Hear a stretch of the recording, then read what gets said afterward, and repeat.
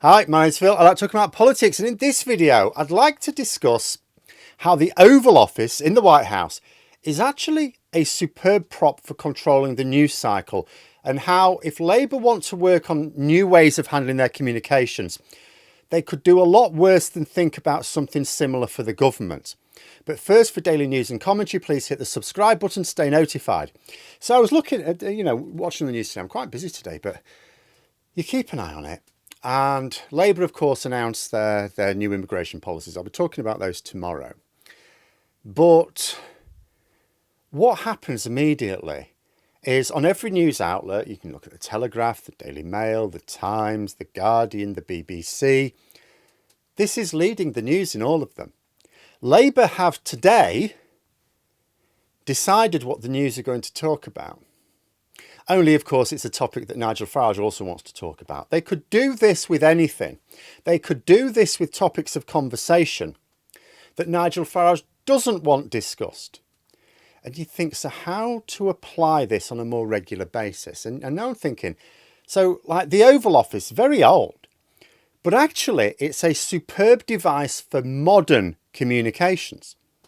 Almost like multiple times a week at least, Trump is in the Oval Office, either at his desk or on an armchair with a guest, providing great material for news outlets.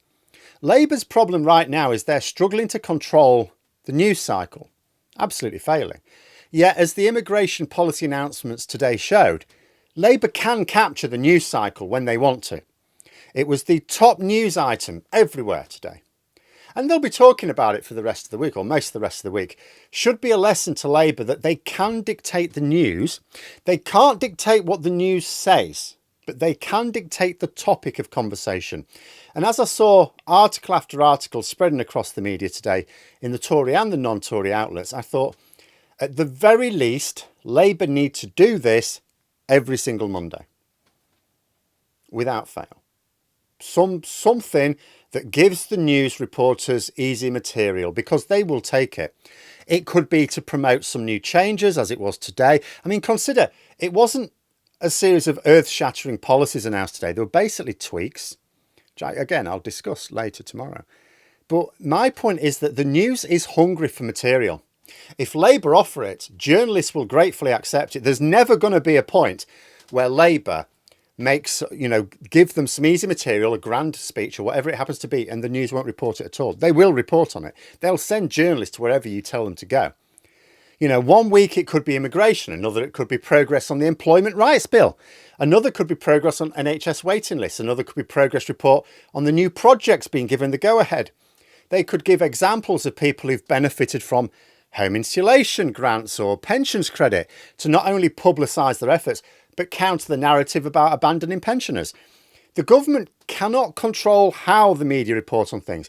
But if Keir Starmer makes a major speech on some aspects of policy on a Monday, that is what the news will be reporting for much of the rest of the week. Like on the first day, they'll be reporting on what the government said.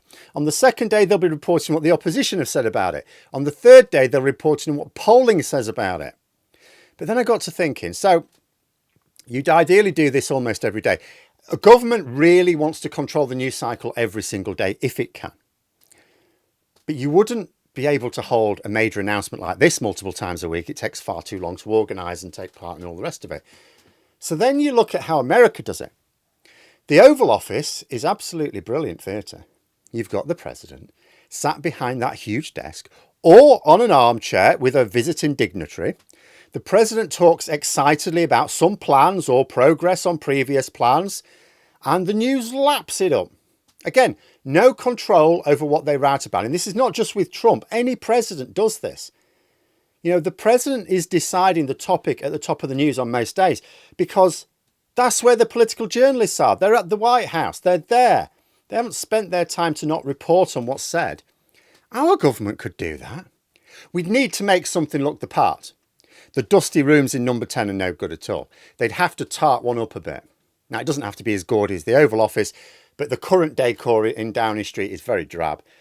Create something similar. The Prime Minister can sit behind a desk, festooned with loads of flags behind him, invite some journalists in, talk excitedly about a mixture of policy and current affairs.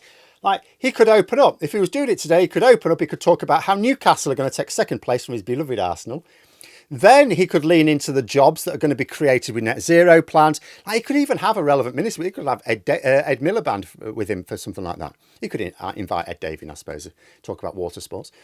You know, make sure you've got interesting personalities there.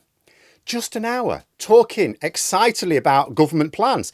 Like, there's lots of things the government are doing and lots of things the government are planning. Just talk about them. The media will pick up on something that people may not be aware of. Just hype it up, give those journalists some material, and then take some questions. Number 10 could also stream it for the general public. I mean, there are a lot of things I would change about the way government engage with the public. You know that. I've been talking about it enough and I'll carry on doing it. But this would be a really simple thing to do. Just several times a week. Maybe Monday, Wednesday, Friday. I mean, it depends. It just depends on what else is going on. Just for an hour, maybe 8 a.m. in the morning. And it could lead the news for the rest of the day. It would allow Labour to decide what gets talked about several times a week at least. It also almost forces the media to talk about whatever the government want them to talk about. They won't be able to force them to report it in a particular way, but they will decide what they talk about. I mean, I bet in number 10, they on a regular basis whining, why aren't the news talking about this? We do really well in that. Why don't they talk about it? Why don't you give them some easy material? The media aren't going to talk about what you want them to talk about unless you do the job for them. You know, some journalists are very lazy, you know. Hand them the material on a plate, they will gobble it up. Wouldn't even take much effort. Just tart up a room in Downing Street somewhere, spend an hour preparing what you want to say, get another hour for the gathering, job done. Easy headlines, easy way to stop Farage dictating the topics of conversation all the time. Because this is what Farage is doing. Now, he's feeding the media clickbait material with shocking statements, right? Outrageous statements. Labour can't do that. So do it with a bit of glamour instead. Breakfast with the Prime Minister, talking about whatever is going on in people's lives and how the government are formulating policy to make it better. We need a British Oval Office. It doesn't have to be gold, but it can't be beige. But there we are. Those are my thoughts. Let me know yours in the comments below. If you've enjoyed the video, please click the like button and subscribe for further content. If you'd like to support the channel further, you can click the join button for memberships. Thanks for watching, and until next time, I'll see you later.